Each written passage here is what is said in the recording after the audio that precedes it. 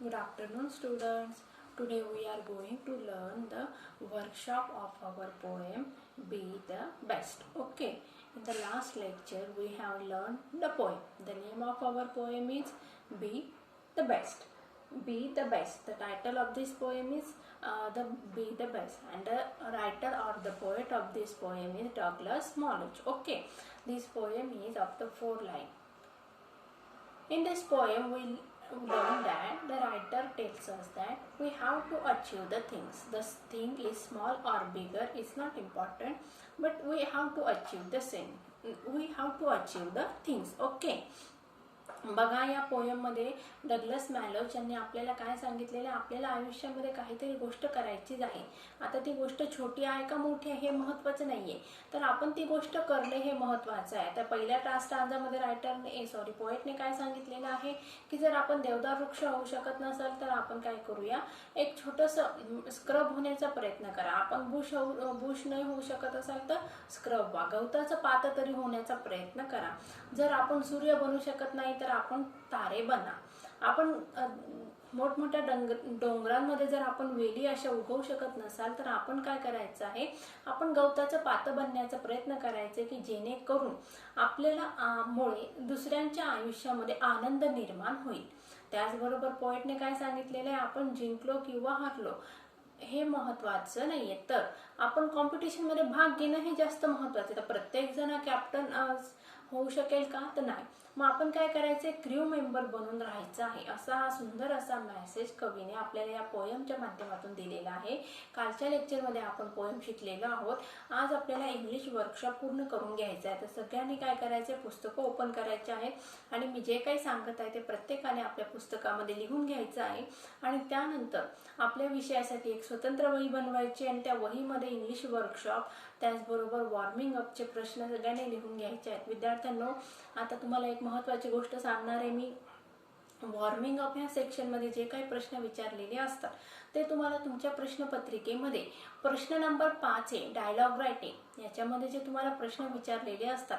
Dialogue रायटिंगचा प्रश्न असतो 5 मार्कांचा आणि 5 मार्कांचा हा प्रश्न 3 भागामध्ये डिवाइड केलेला असतो. पहिला प्रश्न जो आहे त्यातले तुम्हाला काही प्रश्न विचारलेले असतात, 1 मार्काला असतो आणि त्याचं उत्तर तुम्हाला लिहायचं आहे. शॉर्टमध्ये उत्तर लिहायचं आहे आणि ते प्रश्न मग तुमच्या ह्या वॉर्मिंग अप सेक्शनशी रिलेटेड करतात. आलं लक्षात सगळ्यांना? मग आपल्याला जर 1 पैकी 1 मार्क मिळवायचे असतील तर तुम्हाला आत्तापासून त्याचं प्रिपरेशन करायचं आहे. आणि विद्यार्थ्यांना नीट लक्षात घ्या, या ठिकाणी 1 मार्क हा महत्त्वाचा जरी आहे तरी आपल्याला 9वी आणि 10वीच्या दृष्टीने आपलं प्रिपरेशन आपल्याला आत्तापासून सुरू करायचं आहे. त्यामुळे प्रत्येकाने आपल्या वहीमध्ये हे प्रश्न वॉर्मिंग अप सेक्शनमधले प्रश्न लिहायचेच आहेत. कंपल्सरी प्रत्येकाने लिहायचे आहेत. मी या ठिकाणी उत्तरं सांगणार आहे, पण तुम्ही जर तुमच्या मनाने उत्तरं लिहिण्याचा प्रयत्न केला तर ते अधिक बेटर होईल. ओके, चला मग सगळ्यांनी पुस्तकं काढायची आहेत. बघूया. Chit chat. Have you got a prize in any competition? काय प्रश्न आहे बघा, तुम्हाला एखाद्या कॉम्पिटिशन म्हणजे काय स्पर्धेमध्ये बक्षीस मिळालेलं आहे का? मग तुम्ही काय लिहायचं, yes I have got a prize in a drawing competition. How did you feel at that time? I feel very happy. Have you ever failed in your efforts? Yeah, I have. Sometimes I fail in my efforts. Do you think we should accept success as well as failure? बघा, चौथा जो प्रश्न आहे त्याचा अर्थ सांगते मी. तुम्हाला असं वाटतं का की आपल्याला सक्सेस म्हणजे काय यश आणि फेल्युअर म्हणजे काय अपयश दोघांना स्वीकारलंच पाहिजे का? बरोबर आहे, आपल्याला यश पण मिळू शकत असतं, कधी कधी अपयश पण मिळत असतं. त्याच्यामुळे मी नेहमीच यशस्वी होणार असं गृहीत न धरता आपल्याला अपयश पण मिळू शकतं, हे आपण ग्रांटेड पकडायचं आहे. मी या ठिकाणी उत्तर काय लिहिणार, yes I think that we should accept the success as well as failure because success and failure are the sides of a one coin. Okay, लिहिलं सगळ्यांनी? परत एकदा सांगते, yes, I think we should accept success as well as failure because success and failure are the sides of a competition. Okay, are the same sides of a coin, that is a competition. 5वा प्रश्न बघूया. What will be your reaction if you are not selected in a team? जर तुम्ही select झाला नाही तर तुमची reaction काय असणार आहे?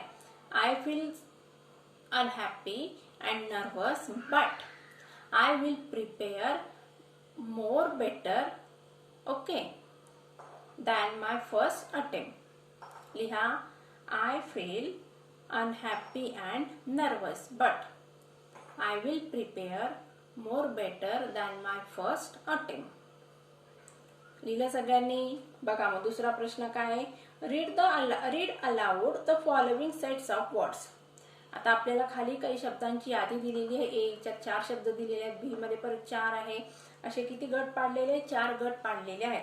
आणि काय सांगितलंय बघा, rearrange each of the above sets of the words according to the increasing order of their size or growth. आता चढत्या क्रमाने आपल्याला या ठिकाणी लिहायचं आहे.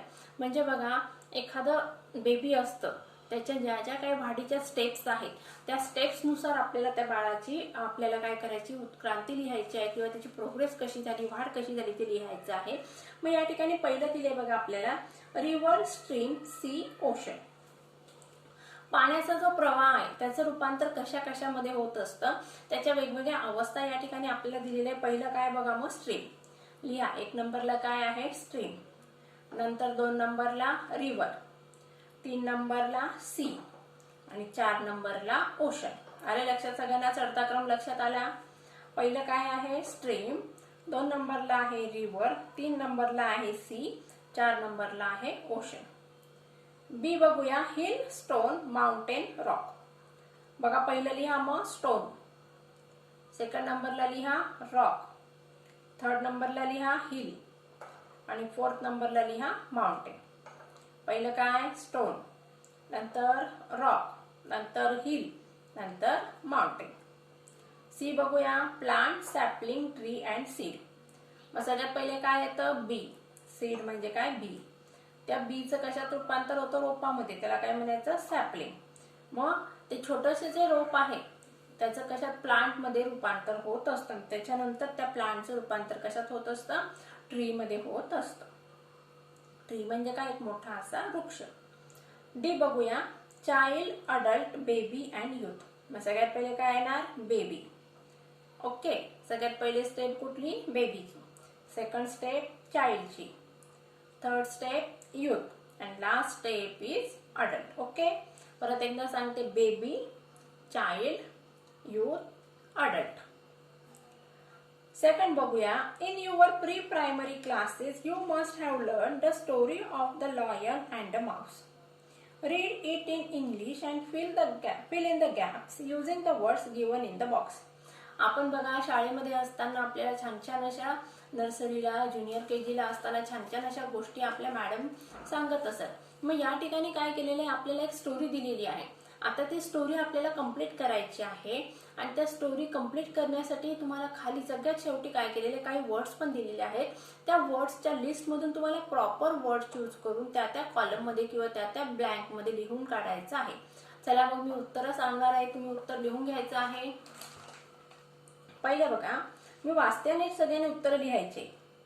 A lion was sleeping in a forest. काय लिहिलं त्या ठिकाणी? फॉरेस्ट.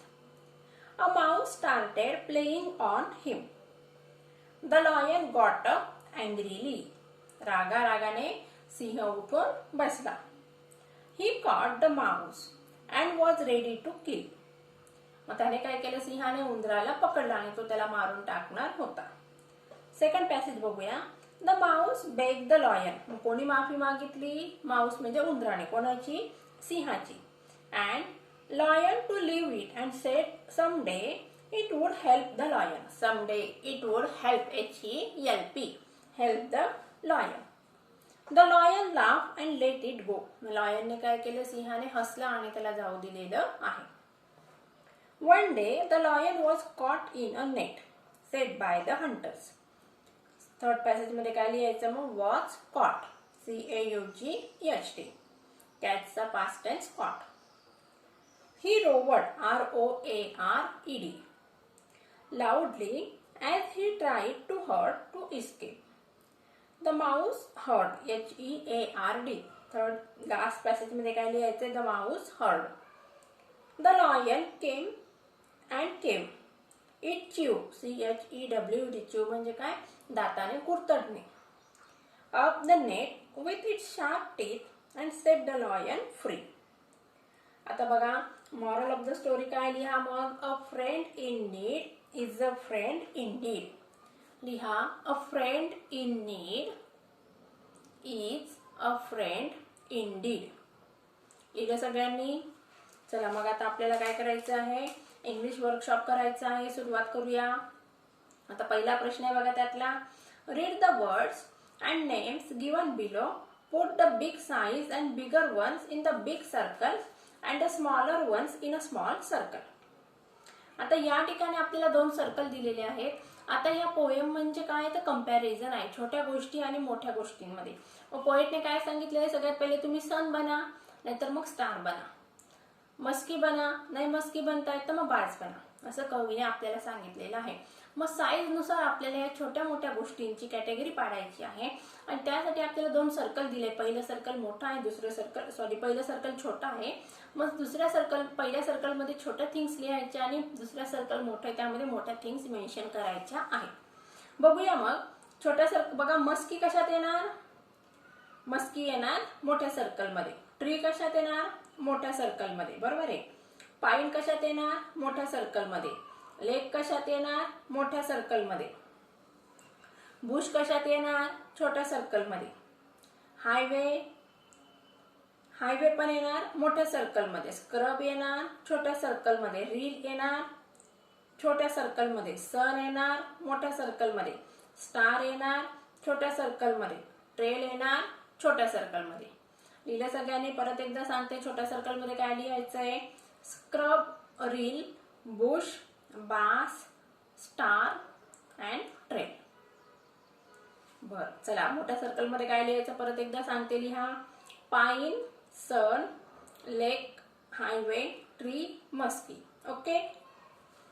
तिसरा प्रश्न बघूया. Find and write the pairs of the rhyming words from the poem.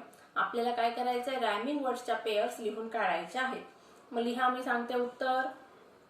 Hill, री, बी, ट्री, ग्रास, बास, मेक, लेक. लिहिलं सगळ्यांनी. परत एकदा सांगते, रायमिंग वर्ड्सचा पेअर हिल, रील, बी, ट्री, ग्रास, बास, मेक, लेक. ओके. चौथा प्रश्न बघूया. Complete the following with the appropriate words and phrases from the poem.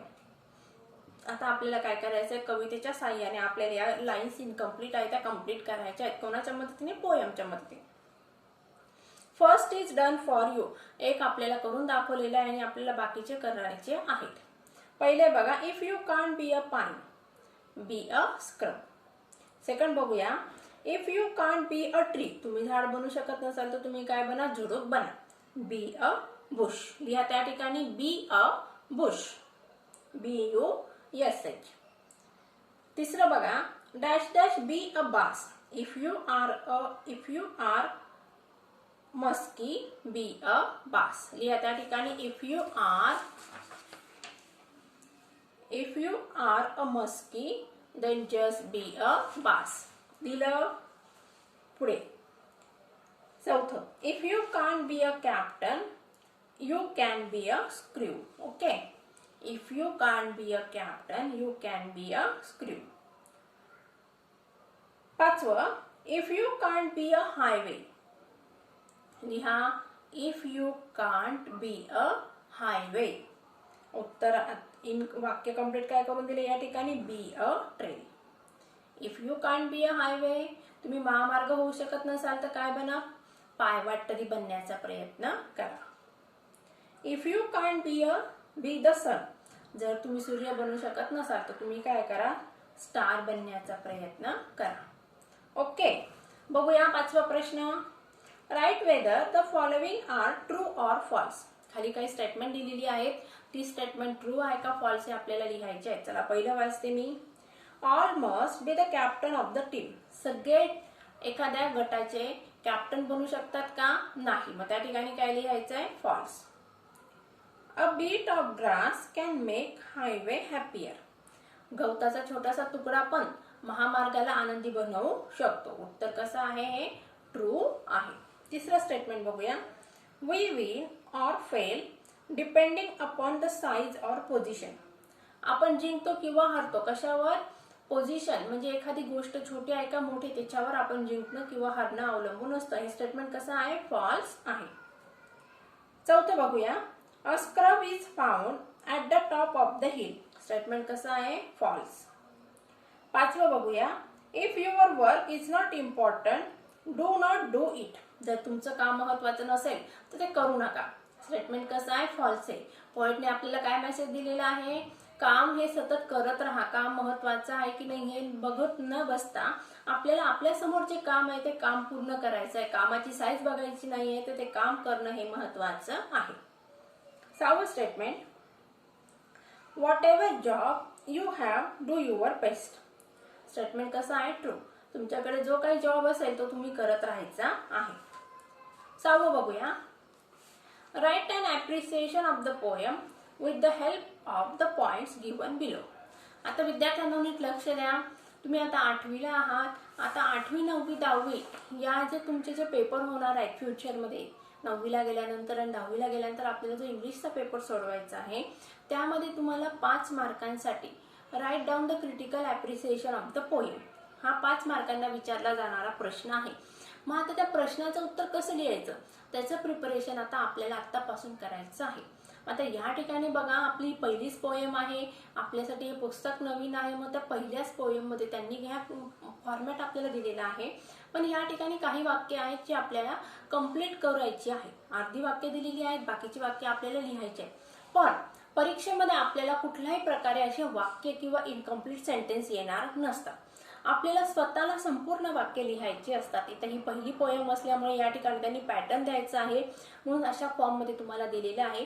पण ज्यावेळेस आपली एक्झाम होईल त्यावेळेस तुम्हाला डायरेक्ट प्रश्न विचारला जाईल. Write down the critical appreciation of the poem be the best. Okay. मग या ठिकाणी हे जे काय आहे ते सगळं तुम्हाला लर्न करायचंच आहे. समजलं? चला मग बघूया.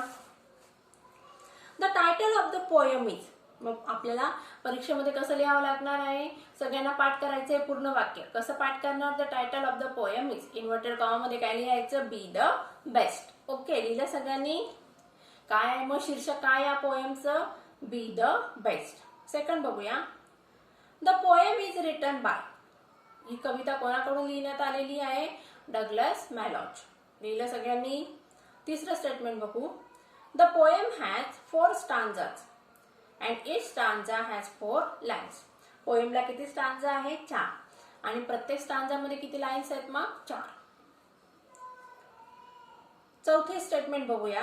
The lines that rhyme in each stanza are first, second and fourth. काय लिहायचे त्या ठिकाणी? First, second and fourth. लिहिलं सगळ्यांनी? पाचवं स्टेटमेंट बघूया.